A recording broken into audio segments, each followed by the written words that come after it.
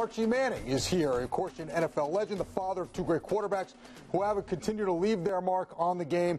You're working with Liberty Mutual for their Coach of the Year award. You're nice enough to join us. We'll talk about that in just a second, but thanks for stopping by. My pleasure. Glad to be here. All right, let's talk right off the bat. Let's get into your sons. And Eli, obviously, is of great interest to everybody here. How do you think he's played this year? How would you rate him this year?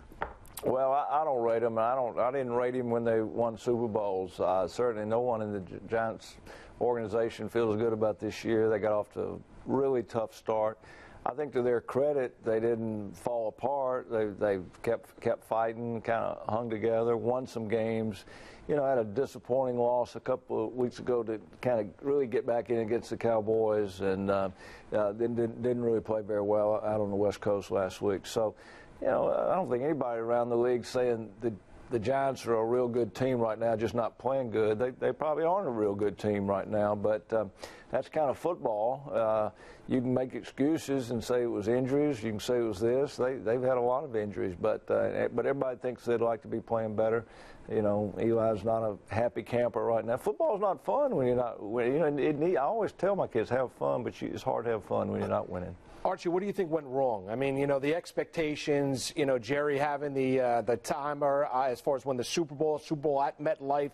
Eli wants to get back there. He's been to two Super Bowls. What went wrong with the Giants? I don't think there's anything wrong with talking about playing a Super Bowl when it's going to be in your town, but were the Giants really a Super Bowl team to start the year? I mean, when you really evaluate every position, sure. Especially with probably their two best linemen having off-season surgery, I actually give them a little credit where in other places that are having similar years, things have unraveled a little bit in those locker rooms. I played on teams like that where those locker rooms fall apart. To their credit and their leadership there, they haven't done that. They've hung together. They're just not a great team right now. You know, as you said, you've seen losing teams that have spiraled out of control and started to fracture a little bit. How do you think they were able to hold things? Well, I think you have to start. I think you really start with the Giants organization. Y'all know that it's really a good organization, and it has been. It's been solid.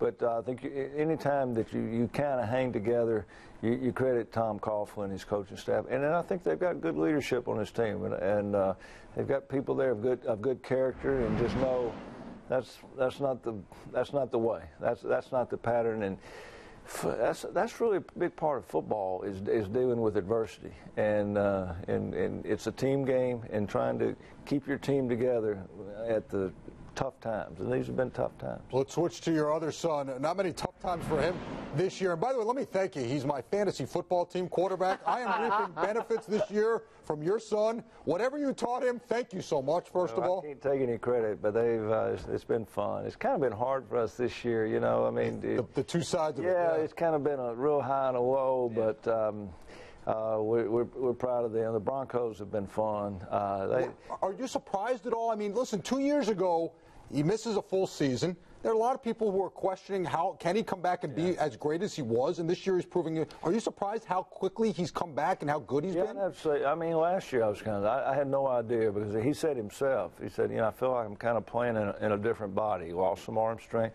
And I think the big thing as far as transition was, the physical side of it, but changing teams, changing cities, changing coaches. So last year was pretty productive, but he was encouraged in the offseason. First time in a couple off seasons he'd been healthy and been normal, and the work that they don't. He said we can't work as much as we used to because of the new rules.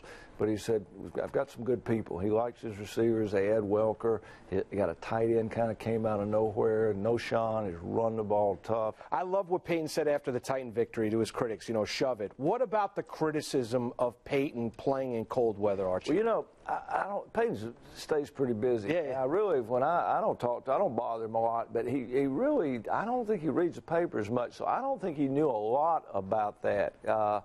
But evidently somebody on the radio right after the game kind of tuned him in and said, there's been all the talk is this week that you can't play in cold weather, so I guess he had a little comment what that person could do with the cold weather. Do you think the criticism was justified or unjustified? Well, I didn't know. I mean, I've seen him play a lot. I've seen games in cold weather where it didn't go good. I saw him play in a virtual blizzard one time against the Broncos in Denver where he played extremely well. I don't think it's a big factor with Peyton. The fact is he hadn't played that many games in cold weather. But I will say the ones I remember where things didn't go well, the other team was better than they were. He couldn't throw in cold weather because he had somebody in his face. He's played and won in just about everything over, I guess, 15 years now. Eli's now been in the league 10 years as hard as it is. Making me old, making me feel old. Yeah, me too, all of us. But, you know, when you look at their careers where they are right now, especially Peyton coming off the neck injury, maybe on the verge of a Super Bowl this year, do you expect that he'll play much longer? And also, what about Eli? How longer do you think he'll play?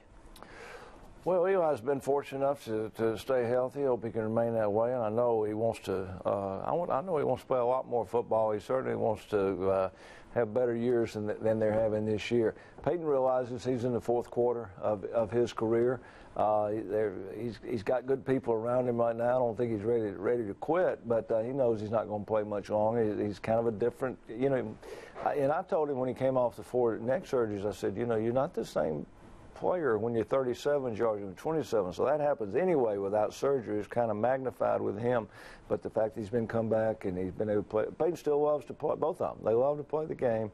They love Eli loves playing for the New York Giants, and Peyton made a good choice when he had to leave the team where he played so long, and they're happy in Denver. All right, talk about what you're doing with Liberty Mutual and the Coach of the Year award. Well, yesterday, I've been the spokesman of the Liberty Mutual Coach of the Year for 8 years. Yesterday, we announced our 25 finalists for this year's Coach of the Year. It's a little different award, a little bit more than wins and losses. We talk about integrity and sportsmanship and excellence on and off the field.